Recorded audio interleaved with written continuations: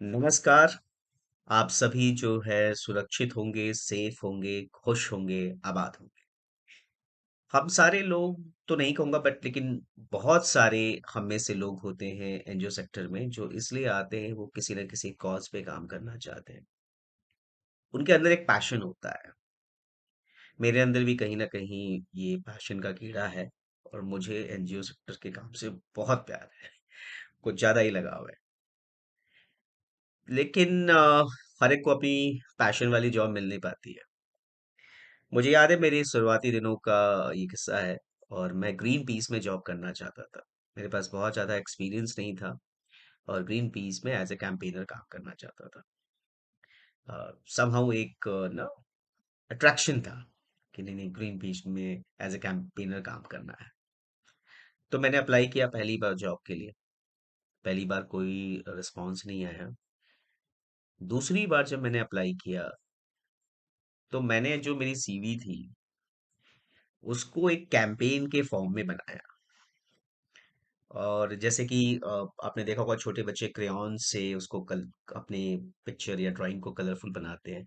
तो मैंने बहुत ही कलरफुल बहुत ही कैंपेन के फॉर्म में तो वो सीवी कम एक कैंपेन का प्रपोजल ज्यादा लग रहा था। और उसको जो है और जो मेरा कवर लेटर था उसको भी बहुत अच्छे से मैंने खूबसूरती के साथ जो है उसको बनाया और जो है भेजा। कुछ ही दिनों बाद मेरे पास फोन कॉल आया इंटरव्यू के लिए और पहला राउंड क्लियर हुआ। फिर दूसरा राउंड हुआ, वो क्लियर हुआ। फिर कुछ असाइनमेंट्स थे, उन असाइनमेंट्स को भी बहुत ही इंटरेस्टिंग वे में मैंने करने की कोशिश की। एंड देन फाइनली इंटरव्यू हुआ और मेरा फिर सिलेक्शन हुआ। वो अलग बात है कि मैं फिर बाद में कुछ पर्सनल कारणों के कारण शायद उस ऑर्गेनाइजेशन को नहीं ज्वाइन कर पाया।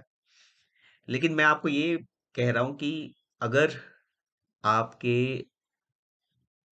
अंदर पैशन है किसी चीज को पाने का तो वो आपको मिल जाता है। आपको ये देखना है कि आप उसमें कितने दिल से इन्वॉल्व होते हो। तो जब मैं ग्रीन पीस के लिए अप्लाई करा तो शायद ही कोई ग्रीन पीस का इंडिया से जुड़ा हुआ आर्टिकल रहा हो जो जो मुझसे छूटा हो। मैंने सारे आर्टिकल्स लगभग पढ़े हैं।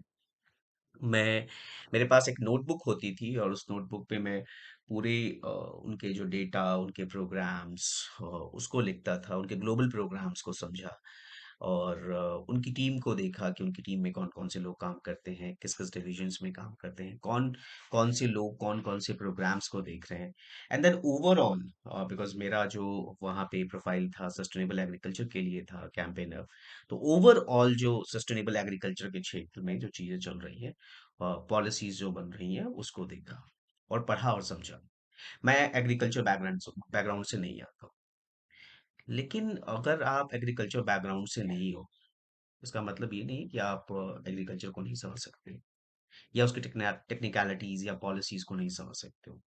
आपको जरूरत क्या है कि आप उसमें कितनी मेहनत डालते हो। तो ये कुछ चीजें छोटी चीजें मैंने की और मैं आप सभी को भी यही कहूंगा कि अगर आपके अंदर पैशन है, अगर आपके अंदर अ, किसी चीज को पाने का जज्बा है तो आपको फिर उसके अंदर कूद जाना है। और जो भी आपको लगता है कि ये चीज मैं पढ़ सकता हूँ या पढ़ सकती हूँ उस जॉब से जुड़ा हुआ उसको पढ़े। अक्सर क्या होता है हम जब किसी जॉब के लिए अप्लाई करते हैं, किसी प्रोफाइल के लिए अप्लाई करते हैं, हम अपनी सीवीज भेज देते हैं। हमें से बहुत कम लोग होते हैं जो पूरी जॉब डिस्क्रिप्शन को पढ़ते भी हैं। हमें बहुत मैंने लोगों को देखा कहते हैं हमने कई जगह सीवीज डाला, रिस्पॉन्स नहीं आया। क्या आपने कभी उस ऑर्गेनाइजेशन के बारे में सही से पढ़ा? क्या आपने जो जॉब डिस्क्रिप्शन दिया गया है उसको सही से पढ़ा? क्या आपने ऑर्गेनाइजेशन की वेबसाइट को खोल के उनके डॉक्यूमेंट्स को खोल के पढ़ा देखा कि क्या है ऑर्गेनाइजेशन? क्या आपने अपना फिट देखा है कि आप उस ऑर्गेनाइजेशन के लिए फिट हो या नहीं हो, या जस्ट आप जॉब के लिए अप्लाई?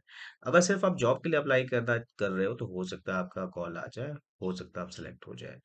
बट अगर आप स्पेसिफिक उस कॉज के लिए काम करना चाहते हो और बहुत पैशनेट हो, मुझे लगता है कि अगर आप सही तरीके से अपना एप्लीकेशन सबमिट करोगे तो निश्चित है कि आपके पास कॉल आएगी, और आज नहीं तो कल वो आपको जॉब ज़रूर मिलेगी। तो बहुत ज़रूरी है अपने अंदर के पैशन को जगाना कि आप क्या करना चाहते हो। आप सोचिए, जैसे मैंने कहा कि जब मैंने अपना ग्रीन पीस के लिए सीवी दिया, तो वो इस तरीके का सीवी था कि शायद ही वो जो हम रिक्रूटर है वो उसको एक्सेप्ट नहीं करते। वो वो एक अपने आप में कहीं न कहीं एक अलग दिखाई दे रहा था। बहुत मेहनत की, मतलब वो आप अपने सीवी को सोचिए कि आप विनोद पांडे के बारे में बता रहे हैं, उसको एक पूरी कैंपेन के फॉर्म में आप कैसे उसको बता रहे हैं। तो दैट्स हाउ थिंग्स आर। तो आपको ये सोचने की ज़रूरत है कि आप कितना सीरियस हैं, कितने दिल से चाहते हैं उस जॉब को। और यकीन मानिए, अगर आप किसी जॉब को दिल से नहीं चाहते हैं, तो बिल्कुल मतलब अप्लाई करिए। आप बहुत दिन टिक नहीं पाएँगे, या फिर आपको मज़ा नहीं आएगा। तो अपनी जॉब को जो है दिल से करिए, खुश होके करिए, और किसी भी जॉब एप्लीकेशन पे आप अपना टाइम दे रहे हैं, तो अ, अगर आप टाइम दे रहे हैं तो सही से टाइम दीजिए और सही से उस एप्लीकेशन को सबमिट करिए। मेरी एक सलाह है आप सभी को, बहुत सारे लोग होते हैं एनजीओ सेक्टर में, बहुत सारी जगहों पे जॉब एप्लीकेशंस देते रहते हैं। आपके सीवी की वैल्यू है, आप अपने सीवी को हर जगह मत भेजिए। अ, आपके सीवी में इतना दम होना चाहिए कि लोग इसका इंतजार करें कि उनकी ईमेल आईडीज पे आपके सीवीज आए। तो अपने सीवी को रद्दी के भाव मत कहीं भी भेजिए। अपने सीवी को आप अ, कचड़ों की तरह मत इधर-उधर फेंकिए। आपकी सीवी आपकी पर्सनालिटी है, उसकी कद्र करिए, उसकी वैल्यू करिए। धन्यवाद।